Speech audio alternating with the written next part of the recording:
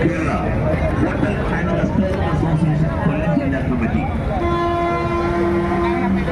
അന്യായമായ ഗ്യാസ് വിതരണത്തിനെതിരെ പ്രതിഷേധിച്ച് ഇന്ന് സംസ്ഥാന വ്യാപകമായി സമരം. ഇതോടനുബന്ധിച്ച് ഉറപ്പിച്ച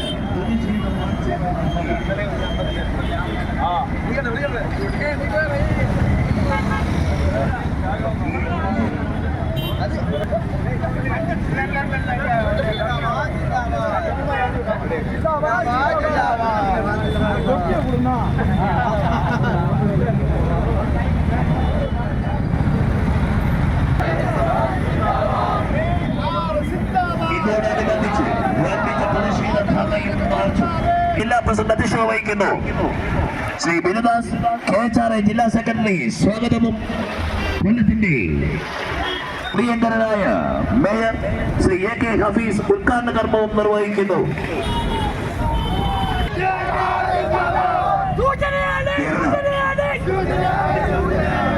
കേരള ഹോട്ടൽ ആൻഡ് റെസ്റ്റോറന്റ് അസോസിയേഷന്റെ ആഭിമുഖ്യത്തിൽ പ്രതിഷേധ ധർണ്ണ ഹെഡ് പോസ്റ്റ് ഓഫീസിന് മുമ്പിൽ അസോസിയേഷൻ ജില്ലാ പ്രസിഡന്റ് ശ്രീ സജു വർഗീസ്, AKCA ജില്ലാ പ്രസിഡന്റ് ശ്രീ TS ബാബു. സിന്ദാബാദ് സിന്ദാബാദ് സിന്ദാബാദ് സിന്ദാബാദ്. തൊഴിൽ കൊടുക്കും പ്രസ്ഥാനം, തൊഴിൽ കൊടുക്കും പ്രസ്ഥാനം, തൊഴിൽ കൊടുക്കും പ്രസ്ഥാനം, തൊഴിൽ കൊടുക്കും പ്രസ്ഥാനം. ഹോട്ടൽ മേഖല പ്രസ്ഥാനം, ഹോട്ടൽ മേഖല പ്രസ്ഥാനം, ഹോട്ടൽ എന്നൊരു പ്രസ്ഥാനം, ഹോട്ടൽ എന്നൊരു പ്രസ്ഥാനം. പിടിച്ചു നിൽക്കാൻ കഴിയാതെ, പിടിച്ചു നിൽക്കാൻ കഴിയാതെ, പിടിച്ചു നിൽക്കാൻ കഴിയാതെ, പിടിച്ചു നിൽക്കാൻ കഴിയാതെ തളർന്നു നിൽക്കും നേരത്തെ, തളർന്നു നിൽക്കും നേരത്തെ, തളർന്നു നിൽക്കും നേരത്തെ, തളർന്നു നിൽക്കും നേരത്തെ. പാചകവാതക സിലിണ്ടറിന്, പാചകവാതക സിലിണ്ടറിന്, പാചകവാതക സിലിണ്ടറിന്, പാചകവാതക സിലിണ്ടറിന് 1000 അങ്ങ് വർദ്ധിപ്പിച്ചു, 1000 അങ്ങ് വർദ്ധിപ്പിച്ചു, 1000 അങ്ങ് വർദ്ധിപ്പിച്ചു, 1000 അങ്ങനെ വർദ്ധിപ്പിച്ചു. പിൻവലിക്കൂ പിൻവലിക്കൂ പിൻവലിക്കൂ സർക്കാരെ, പിൻവലിക്കൂ പിൻവലിക്കൂ പിൻവലിക്കൂ സർക്കാരെ. ഇന്നീ സമരം സൂചന മാത്രം, ഇന്നീ സമരം സൂചന മാത്രം, ഇന്നീ സമരം സൂചന മാത്രം, ഇന്നീ സമരം സൂചന മാത്രം. സൂചന കണ്ട് പഠിച്ചില്ലെങ്കിൽ, സൂചന കണ്ട് പഠിച്ചില്ലെങ്കിൽ, സൂചന കണ്ട് പഠിച്ചില്ലെങ്കിൽ, സൂചന കണ്ട് പഠിച്ചില്ലെങ്കിൽ നാളെ സമരം മാളിപ്പടരും, നാളെ സമരം മാളിപ്പടരും, നാളെ സമരം ആടിപ്പടരും, നാളെ സമരം മാളി. ഇന്ന് കൂടിയിരിക്കുന്നത് ഗ്യാസിന്റെ 2014 ഡോക്ടർ മൻമോഹൻ സിംഗ് എന്നൊരു പ്രധാനമന്ത്രി ഉണ്ടായിരുന്നു രാജ്യത്ത്. 10 വർഷക്കാലം അദ്ദേഹം ഭരിച്ചതാണ്, 2004 മുതൽ 2014 കാലയളവ് വരെ. ആ കാലയളവിൽ പെട്രോളിയത്തിന്റെ വില എന്ന് പറയുന്നത്, അസംസ്കൃത വസ്തുവിന്റെ വില, ആ പെട്രോളിയത്തിന്റെ വില ഒരു വീപ്പയ്ക്ക് അന്ന് $150. അന്ന് 1 ലിറ്റർ പെട്രോളിനുള്ള വില 70 രൂപയായിരുന്നു അന്ന് കൊടുത്തിരുന്നത്. അന്ന് വീട്ടാവശ്യത്തിന് ഉപയോഗിക്കുന്ന ഗ്യാസിന് അന്നുണ്ടായിരുന്ന വില 350 രൂപയാണ്. ആ 350 രൂപ ഇന്ന് 3 ഇരട്ടി 10 വർഷക്കാലത്തിന്റെ മാറ്റം കൊണ്ട് ഇന്ന് വന്ന് എത്തി നിൽക്കുന്നത് 1000-ത്തിലപ്പുറത്തേക്ക് പോകുന്നു. അതിനോടൊപ്പം ടിപ്പ് കൂടി കൊടുത്താൽ അതും അതിനപ്പുറമാകും. അതേപോലെ തന്നെയാണ് നിങ്ങളുടെ വാണിജ്യ ആവശ്യത്തിനുള്ള ഗ്യാസിന്റെ വില വർധനവ്. അന്നുണ്ടായിരുന്നതിന്റെ 3 ഇരട്ടിയിലേക്ക് ഇന്ന് വില വർധന. അപ്പൊ അതേ സമയത്ത് തന്നെ ഇന്നും $150 പെട്രോളിയത്തിന്റെ അസംസ്കൃത വസ്തുവിന് എത്തിയിട്ടില്ല. അന്ന് 150 രൂപ ഒരു വീപ്പയ്ക്ക്, $150 വിലയുള്ളപ്പോ, $150 അന്ന് ഒരു വീപ്പയ്ക്ക് വിലയുള്ളപ്പോ രാജ്യത്ത് 70 രൂപയ്ക്ക് പെട്രോൾ, 350 രൂപയ്ക്ക് ഗ്യാസ്, 1000 രൂപയ്ക്ക് വാണിജ്യ ആവശ്യത്തിനുള്ള ഗ്യാസ് കൊടുത്തിരുന്നൊരു രാജ്യം.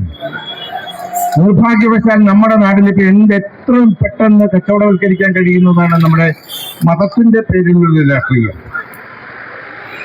മതവിദ്വേഷം ഇങ്ങനെ ആളിക്കൊത്തിച്ചാൽ വിദ്യാഭ്യാസമുള്ളവർ പോലും അതിന്റെ പിന്നാലെ പോകുന്ന ഒരു കാലഘട്ടവും ആ ഒരു രാജ്യവുമായി നമ്മുടെ ലോകം മാറിക്കൊണ്ടിരിക്കുന്നു, നമ്മുടെ പ്രത്യേകിച്ച് ഇന്ത്യ രാജ്യത്ത്.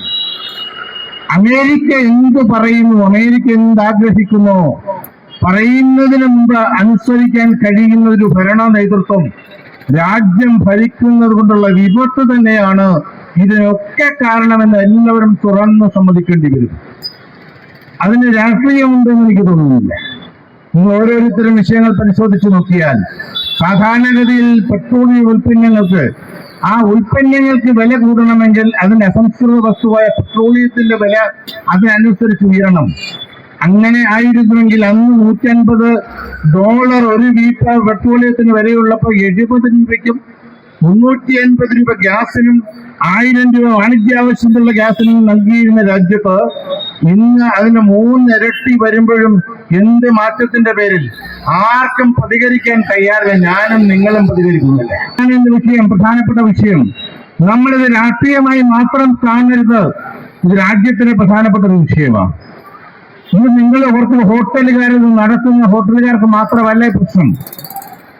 ഹോട്ടലുകളിൽ ഭക്ഷണം കഴിക്കാൻ വരുന്നത് ഭൂരിപക്ഷം പേരും സാധാരണക്കാരാണ്. നിങ്ങളാരും 5 സ്റ്റാർ ഹോട്ടലിൽ നടത്തുന്നവരല്ല. നിങ്ങളാരും 3 സ്റ്റാർ ഹോട്ടലിന്റെ ഉടമസ്ഥരും മുതലാളിയും നാടൻ ഭാഷയിൽ പറഞ്ഞ 3 സ്റ്റാറും 5 സ്റ്റാറും നടത്തുന്ന മുതലാളിമാരല്ല ഇവിടെ ഇരിക്കുന്നത്. ജീവിക്കാൻ വേണ്ടി മാത്രം നൂറുകണക്കിന് ആളുകൾക്ക് ജീവിക്കുവാൻ അവസരം ഉണ്ടാക്കി കൊടുക്കുന്നവരാണ് ഈ കൊല്ലത്തെ നമ്മുടെ സംസ്ഥാനത്തെ ഹോട്ടൽ ആൻഡ് റെസ്റ്റോറന്റ് അസോസിയേഷനായാലും ഹോട്ടൽ നടത്തുന്ന ആളുകളൊക്കെ കൃത്യമായി അവർക്ക് നികുതി കൊടുക്കേണ്ടി വരുന്നു. ഞാനിവിടെ നിന്ന് സംസാരിക്കുമ്പോൾ പലരും പേര് ഹോട്ടൽ ആൻഡ് റെസ്റ്റോറന്റ് അസോസിയേഷന്റെ നേതൃത്വം പലപ്പോഴും സംസാരിക്കാറുണ്ട് എന്നോട്. ഞാൻ നയർ എന്ന നിലയിൽ പലപ്പോഴും സംസാരിക്കുമ്പോൾ നികുതി വർധനവ് ഉണ്ടാകുമ്പോൾ സ്വാഭാവികമായും ഹോട്ടലുകാർക്ക് നികുതി കൊടുക്കേണ്ടി വരും. അവർ GST അടയ്ക്കേണ്ടി വരും, അവർ പ്രൊഫഷണൽ ടാക്സ് അടയ്ക്കേണ്ടി വരും, അവർ ഇൻകം ടാക്സ് അടയ്ക്കേണ്ടി വരും. എല്ലാ നികുതികളും കൊടുത്താണ് ഇവരൊക്കെ സ്ഥാപനം നടത്തുന്നത്. അതിനോടൊപ്പമാണ് നമ്മുടെ നാട്ടിൽ അനധികൃത കടകൾ നടത്തിക്കൊണ്ടിരിക്കുന്നത്. അനധികൃത കടകളും ഇവരെ സംബന്ധിച്ചിടത്തോളം ഏറ്റവും പ്രധാനപ്പെട്ട വിഷയം തന്നെയാണ്.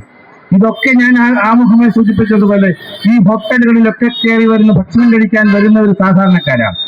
ഓരോ ദിവസവും വിലവർധന ഉണ്ടായാൽ അതനുസരിച്ച് അവരുടെ വരുമാനം വർദ്ധിക്കുന്നില്ല. യഥാർത്ഥത്തിൽ അവരുടെ വരുമാനം നിലച്ചുകൊണ്ടിരിക്കുന്നു എന്നുള്ളതാണ് ഏറ്റവും വലിയ പ്രത്യേകത.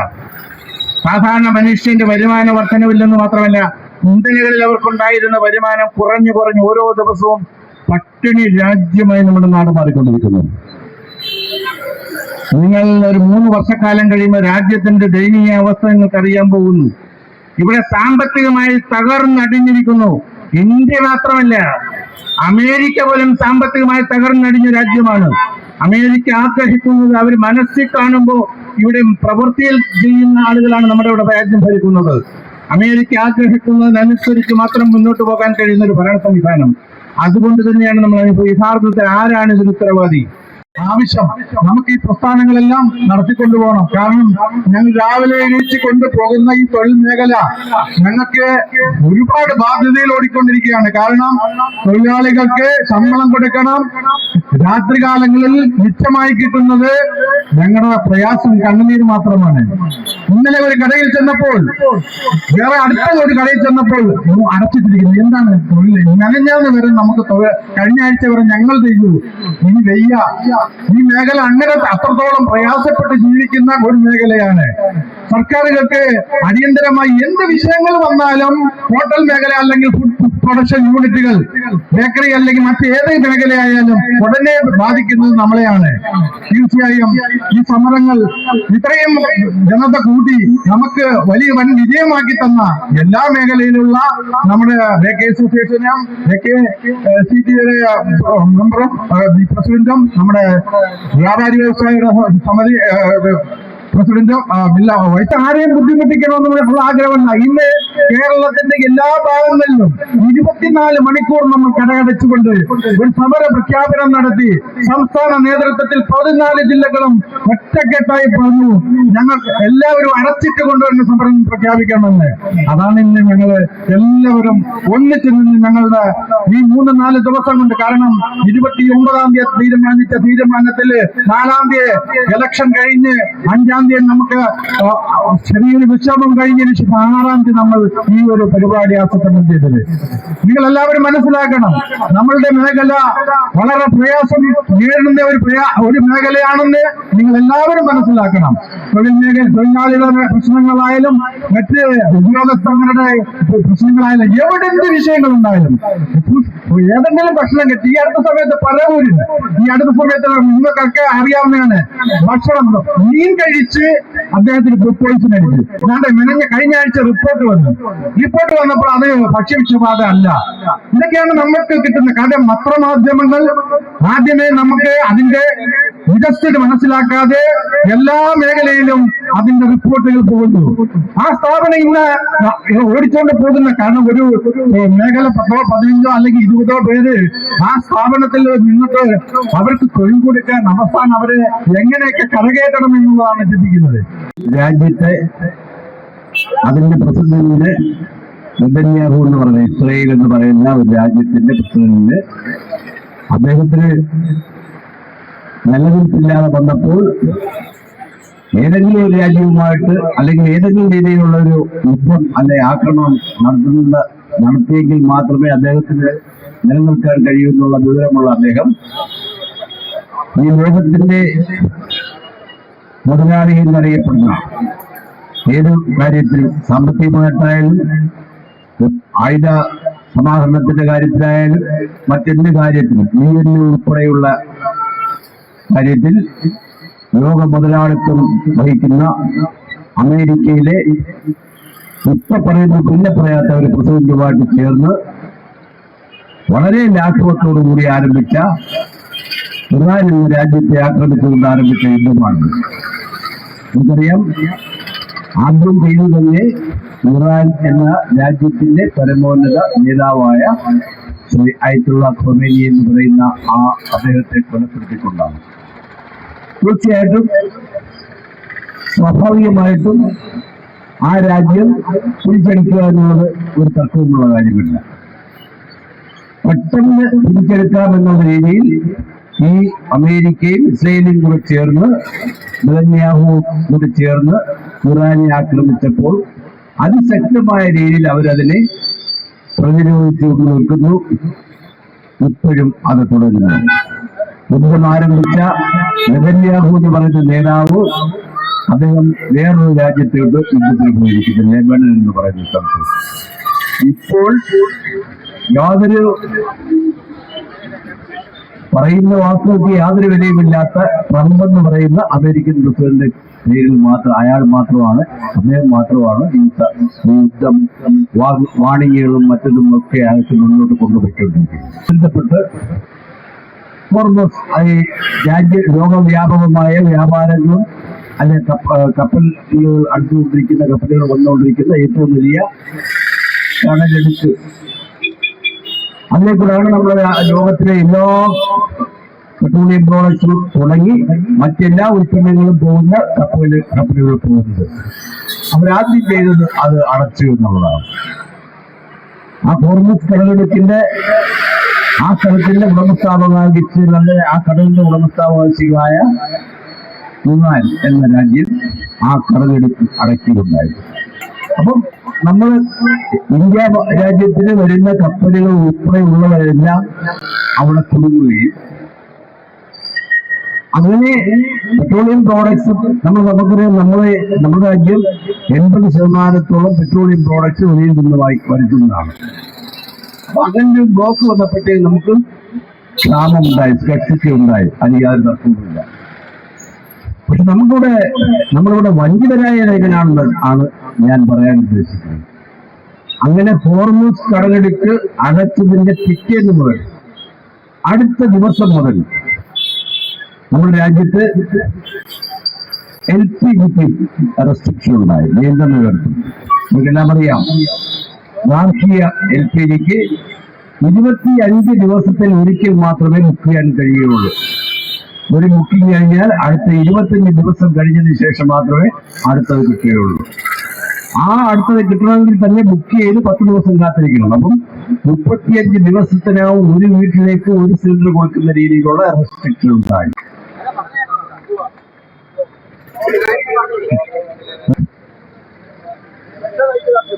ബഹുമാന്യനായ യോഗ അധ്യക്ഷൻ,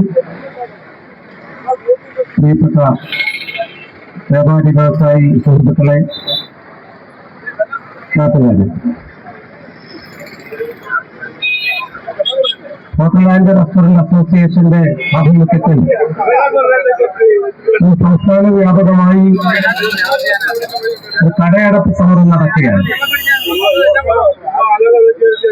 തീർച്ചയായിട്ടും ആർക്കും എതിര് പറയാൻ പറ്റാത്ത ഒരാവശ്യം ഉന്നയിച്ചുകൊണ്ടാണെന്ന് നമ്മൾ സമരം ചെയ്തുകൊണ്ടിരിക്കുന്നത്. കാരണം ഒരുപക്ഷെ ഇന്ത്യയുടെ ചരിത്രത്തിൽ തന്നെ ഏറ്റവും വലിയൊരു വർധനമാണ്, ഏതാണ്ട് 1000 രൂപയ്ക്ക് അടുത്ത് വരുന്ന ഒരു വർധനമാണ് പാചകവാതക വിലയുടെ കാര്യത്തിൽ കേന്ദ്ര ഗവൺമെന്റ് കഴിഞ്ഞ ദിവസം, അതായത് 5 സംസ്ഥാന നിയമസഭകളിലെയും തെരഞ്ഞെടുപ്പെല്ലാം നടന്നെന്ന് ഉറപ്പാക്കി അവസാനത്തെ വോട്ടും പെട്ടിയിലാക്കിയതിനു ശേഷം നമ്മളൊന്ന് ഇറങ്ങി എണീറ്റപ്പോഴേക്കും 1000 രൂപയുടെ വർധനവ് വന്നു. അപ്പോൾ ഈ സർക്കാർ ജനങ്ങളെ എങ്ങനെയാണ് കാണുന്നത്, ഈ രാജ്യത്തെ സാധാരണക്കാരായ മനുഷ്യരെ എങ്ങനെയാണ് കാണുന്നത് എന്നതിന്റെ ഉദാഹരണം കൂടിയാണ് ഈ നടപടി. അതുകൊണ്ട് ഈ നടപടിയെ ചെറുത്ത് പരാജയപ്പെടുത്തുക എന്നത് അത് കേവലം ഹോട്ടൽ നടത്തുന്നവരുടെയോ കച്ചവടക്കാരുടെയോ മാത്രം ഒരു ആവശ്യമായിട്ടല്ല ഞങ്ങൾ കാണുന്നത്. കാരണം ഈ മേഖലയിൽ ഉണ്ടാകുന്ന ഏതൊരു തിരിച്ചടിയും ആ മേഖലയിൽ പണിയെടുക്കുന്ന ലക്ഷക്കണക്കിന് മനുഷ്യരുടെ ജീവിതത്തെ ബാധിക്കും. അത് നമ്മുടെ കമ്പോളത്തെ ഗുരുതരമായി പ്രതിസന്ധിയിലാക്കും. പല മേഖലയിൽ അതിന്റെ പ്രതിസന്ധികൾ ഉണ്ടാകും. അതുകൊണ്ട് പാചകവാതക വിലവർദ്ധനവ് പിൻവലിക്കുക എന്ന ആവശ്യം തീർച്ചയായിട്ടും യുദ്ധത്തിന്റെ പേര് പറഞ്ഞുകൊണ്ടാണ് ഇപ്പോൾ ഈ വർധനവുണ്ടായിരിക്കുന്നത്. എന്നാൽ നമുക്ക് സുലഭമായി ഇത് കിട്ടുന്നുമുണ്ട്. ഞാൻ മനസ്സിലാക്കുന്നത് അങ്ങനെയാണ്. കരിഞ്ചന്തയിൽ 4000 5000 ഒക്കെ കൊടുത്താണ് ഈ വർധനവ് വരുന്നതിന് മുൻപ് തന്നെ ഹോട്ടലുകളും ബേക്കറികളും ഒക്കെ ഇത് വാങ്ങുന്നതും അത് ഉപയോഗിച്ചുകൊണ്ടിരുന്നതും. ഇപ്പോൾ ഈ പുതിയ വർധനവ് കൂടി വന്നപ്പോൾ, യുദ്ധത്തിന്റെ പേര് പറഞ്ഞ് ഇത്തരം ഒരു വർധനവ് കൂടി വരുമ്പോൾ നമ്മൾ കാണേണ്ട ചില കാര്യങ്ങൾ, യഥാർത്ഥത്തിൽ ഈ വർധനവ് ഇന്ത്യയെ സംബന്ധിച്ചിടത്തോളം അനിവാര്യമായ ഒന്നല്ല എന്നാണ് ഞങ്ങളുടെ അഭിപ്രായം. എന്ന നിലയിൽ ഞങ്ങൾ മാത്രം ചെയ്യേണ്ട ഒരു ഉത്തരവാദിത്തമല്ല. ഈ സമരം നാട്ടുകാർക്ക് വേണ്ടി കൂടിയുള്ളതാണ്. ഈ സമരം എന്ന് പറയുമ്പോൾ ഈ ചുട്ടുകൊള്ളുന്ന വെയിലത്തും യഥാർത്ഥത്തിൽ കാലത്ത് 4 മണി മുതൽ രാത്രി 12-1 മണി വരെ എല്ലാ ടെൻഷനുകളും നമ്മൾ അനുഭവിച്ച് ലാഭമുണ്ടെങ്കിലും ഇല്ലെങ്കിലും നമ്മൾ ഒരു സാമൂഹ്യ പ്രവർത്തനം പോലെ വെറും ഒരു ലാഭക്കൊതി മാത്രം പ്രതീക്ഷിച്ചുകൊണ്ടല്ലാതെ നമ്മൾ ഈ പ്രസ്ഥാനങ്ങൾ നടത്തിക്കൊണ്ട് പോവുകയാണ്. മറ്റുള്ളവരെല്ലാം ഇവിടെ സംസാരിച്ചു. നമ്മൾ എത്രയോ ആളുകൾക്ക് ഉപജീവനങ്ങൾ നടത്താൻ വേണ്ടി, അവരുടെ വീടുകൾ സംരക്ഷിക്കുന്നതിന് വേണ്ടി തൊഴിൽ കൊടുക്കുന്ന ഒരു പ്രസ്ഥാനമാണ്. ഇത് നമ്മൾ മനസ്സിലാക്കുന്നത് യഥാർത്ഥത്തിൽ കൃത്രിമമായ ഒരു സമരം ഇവിടെ ഉണ്ടാക്കിയതല്ല. ഇവിടെ എന്ന് പറയുന്നത് ഒരു യുദ്ധം ഒരു അനിവാര്യമായി നമ്മുടെ നാടല്ലേ, നമ്മുടെ ഇന്ത്യ ഗവൺമെന്റ് കണ്ടിരിക്കുന്നു എന്നുള്ളതാണ് നമുക്ക് മനസ്സിലാക്കേണ്ടതുള്ളത്.